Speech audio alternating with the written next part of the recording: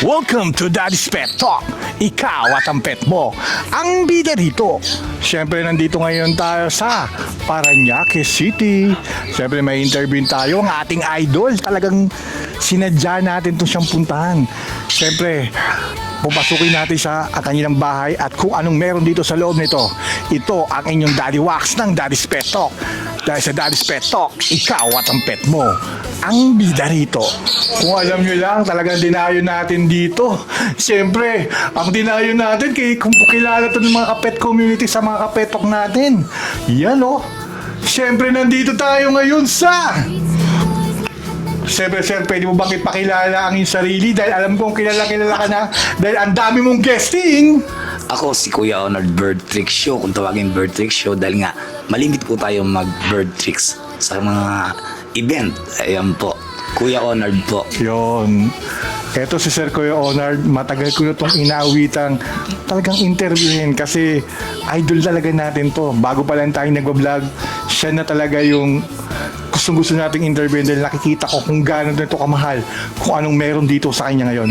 Kuya Honard, paano ka nagsimula na maging mag-bird show? Anong unang pet mo? Ang una kong alaga ay lovebird, tsaka isang parakeet. Ayan, yung African lovebird din, parakeet, dalawa lang sila. Tapos naturuan natin nung panahon ng pandemic. Ayan. Kailan ka nagsimula ng ganito, ng mag-pet? Magdi-end na yung pandemic, mga 2022. Doon ako nagsimula, tapos dapat pre-flight hindi naman pinapansin yung mga maliliit na ibon, kaya tumigil ako. Nag-bird tricks na lang ako. Kuya Honard, bali, ang mga nandito sa'yo, siyempre alam ko, nagtuturo ka rin sa mga birds eh. Diba? Kuya Honard, paano ka talaga na-inlove sa ganito? Ano yung dahilan? Bakit sobrang na-inlove ka? Kasi marami tayong batang napapasaya. Yan. Hindi lang bata, pati adult. Bata, matanda, mga parents nila, nag-e-enjoy sila. Kaya kailangan, syempre, ipagpatuloy na natin. Nagawa ko na. At sino naman ang gagawa nito kung hindi ko gagawin? Dahil nga charity shows tayo, tuloy-tuloy na lang ang saya. Libreng kasiyahan para sa kabataan. Yun. Sir, ilang ibon na po ang nasa collection nyo ngayon at ano-anong species to ang meron kayo? Meron tayong African Grey. African Grey. Oo, yung nga lang African Grey natin is pinahiram ko muna. Meron akong Blue Gold Macau na dalawa. Yun po ay bigay sa atin ng mga followers natin. Then meron din akong Eclectus Parrot. Yun. Ayan, tapos meron akong mga Cockatiel. Then meron akong mga African lovebird na matatalino. Yun, ayun ang po tatalino yung mga yan. African lovebird natin na pinanlalaban Mamaya, natin sa show. Ituturo tayo rito ni Kuya Honard, siyempre. Gaano po kahirap mag-train ng ibon para makagawa ng tricks, Kuya Honard? Dati, gumagawa ko ng tricks halos 3 araw nung hindi pa ako masyadong sanay. Ngayon po is minutes na lang or oras. 1 oras siguro nakagawa na ako ng tricks. Kaya lodi talaga ito eh. Talagang pan mo talaga ako, Kuya Honard. As in pan talaga. Siyempre, nabasa ko agad o nakita ko rin sa Facebook page mo kung paano ka nagsimula. Kahit maraming basher, talagang dire-diretso ka lang, Kuya Honard, eh, no? Wala tayong magagawa dyan. Ganyan talaga. Kaya idol kita eh. Diba? Ano po ang pinaka-talented at pinaka-matalinong ibon na na-train nyo? African lovebird. Yun. Then yung Blue Gold Macau natin is matalino rin naman kasi naglalaro yan ng basketball, nag-aalkan siya. Si Buddy, siya po yung naging commercial ng isang di ko pwede pala banggitin. Okay lang. Siya po ay naging patalastas ng Enerbon C+. Yun, Enerbon C, baka naman. Shoutout dyan. Kuya Lord, gaano katagal bago matutunan ng isang bird ang isang trick na ginagawa nyo?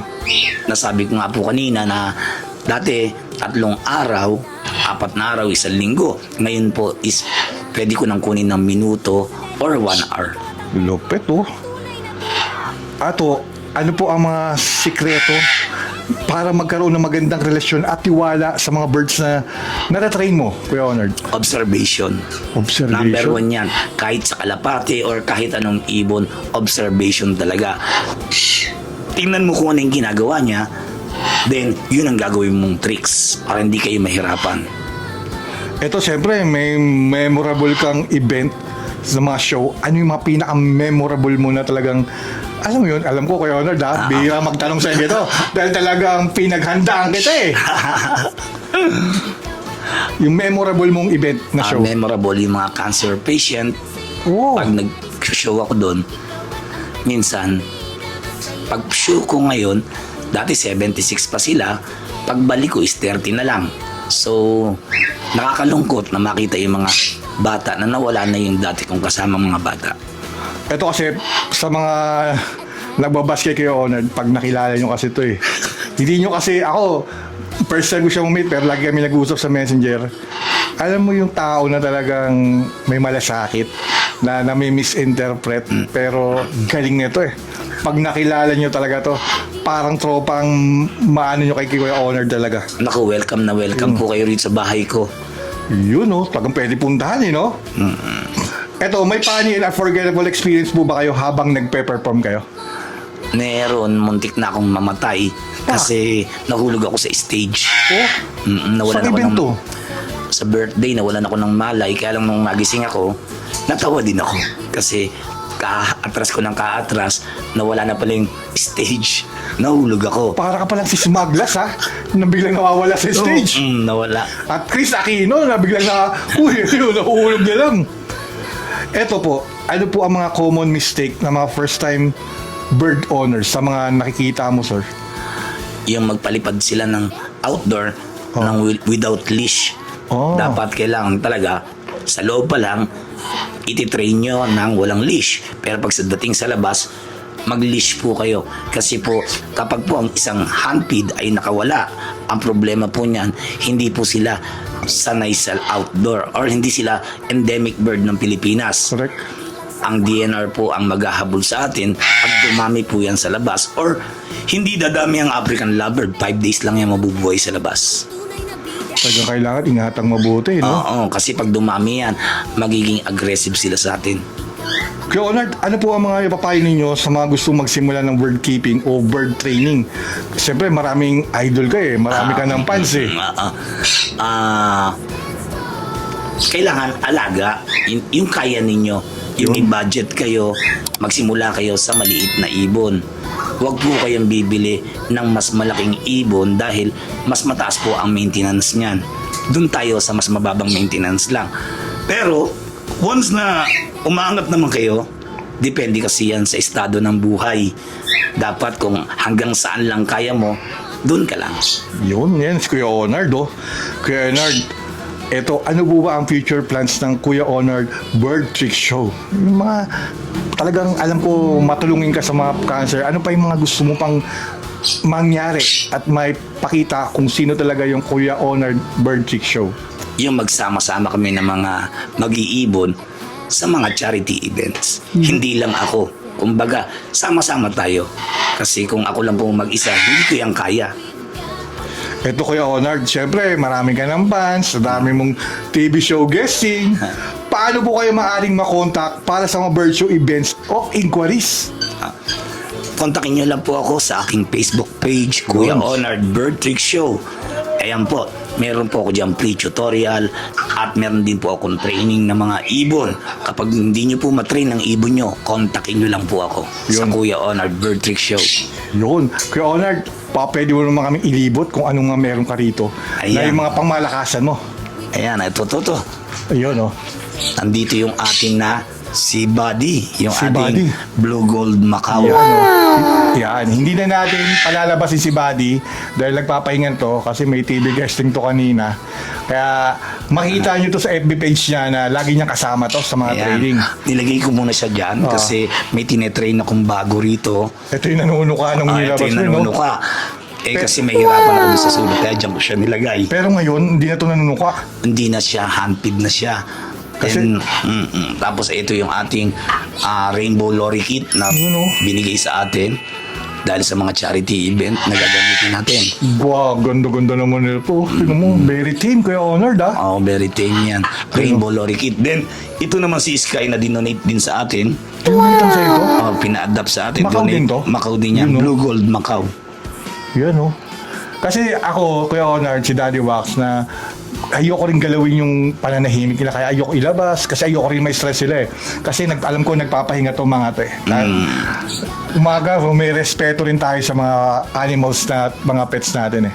Yan, mga patrain naman sa atin yung African Grey. Parrot, pa-training yan. Kasama itong African Grey na to. Pa-training din yan, mga nanunuka. Ito, akin tong Electus Parrot. Ayan. Saan galing yung Lexus Parrot mo? Binili ko siya sa Lucena. Kuya Onar, magsasalita rin ba yan? Magsasalita rin yan, pero pang-pre-flight ko siya Yun. para makasubok. Yun oh. Then meron ako, wala pala, pinahiram ko pala yung Okay, oo nga. African Grey. Eto, ano naman dito? Ayan yung mga labs na pina-adapt sa atin na tinanggap ko na lang kasi hindi nila maalagaan. Kaya diyan ko na lang siya nilagay. Pinagsama-sama ko yung mga albs. Parang may siguro baka may itlog na. Oh. Yan, Yan, pa-training din sa atin yung Indian ringneck. Yan, akin yung kakatil na yan. Yan. Nakasipol yan. Yun oh. Yun oh. Talagang, Kuya Onar, talagang nabibilib ako sa'yo. Kasi alam bakit? Talagang kung alam nyo lang kung gaano yung lugar nila, talagang napoprotektan. Naka-aircon pa itong mga to, Kuya Onar. At 24/7 yan, hindi Yun, ako oh. nagpapatay ng aircon. Yan oh. Kaya alam natin na talagang inaalagaan ni Kuya Onar yung mga Etong kakatu pa-training din sa atin yan. patraining rin. Pero hindi siya actually training. Siya ay hotel. Ah, Umalis hotel. yung may-ari, nag-hotel lang siya dito. Ilang days mag-uutol sa iyan? 2 weeks. Yan oh. Diyan lang siya. Kumbaga, wala siyang training, kain, tulog lang siya dito. Talagang iba ka, Kuya Onar. Talagang idol talaga kita. Kaya, Ito, donate din sa atin yung green chick conure. yun oh. Ayan, donate din sa atin yung green chick conure din. Lahat yan, puro pan-tricks na. Oo, ito yung mga pangmalakasan mo eh, no? Ito, pa-training din to. Oo. Quaker, medyo ilan lang na yan sa Pilipinas ang meron. Ilan lang ang meron yan sa Pilipinas ay yung Quaker. Pero may papers po yan. Lahat po halos dito ay mayroong Talagang may papers ang DNA. Apo, hindi naman siya, although DNR, credited siya ng DNR kasi meron siyang resibo. Bawat isang ibon dito ay may resibo ng farm. Ayun. Pwede ko siya ikuha ng CWR. Kaya lang dapat makumpleto ko muna lahat bago tayo kumuha ng CWR. Yun. Siyempre, Kuya Onar, nagpapasalamat talaga ako na pinaunlak mo tong interview to. Sabi sa'yo, kahit bumaha, bumagyo, pupuntahan kita. Dahil ito yung chance na gusto ko talaga kita dalumpalad na makapag-chika-chika tayo at maibida yung mga nandito mga pets sa'yo. Kuya Onar, siyempre sa bilang panghuli, ano ang mga mensahe mo sa lahat ng mga animal lovers at mga viewers ng Daddy's Pet Talk at ang mga pet community? Ayan, sa mga daddy pets, sa mga followers niya, at sa mga followers ko, alaga lang po tayo ng ibon. Huwag niyo masyadong dibdibin. Huwag niyo gawing politika. Huwag kayo mainggit. Kung ano yung kaya mo, gawin mo. Yung hindi mo kaya, ako gagawa. Yun, si Kuya Onard lang ang gagawa niyan. Siyempre, Kuya Onard, maraming salamat, Kuya Onard, sa pagbahagi ng iyong kaalaman at inspirasyon. More power sa Kuya Onard Bird Trick Show at sa ating mga Pet Talk. Huwag kalimutang mag-like, share, and subscribe sa Daddy's Pet Talk. Siyempre, kay Kuya Onard din sa FB page niya, sa FB page si Kuya Onard. Siyempre, Kuya Onard, ako, si Daddy Wax ng Daddy's Pet Talk.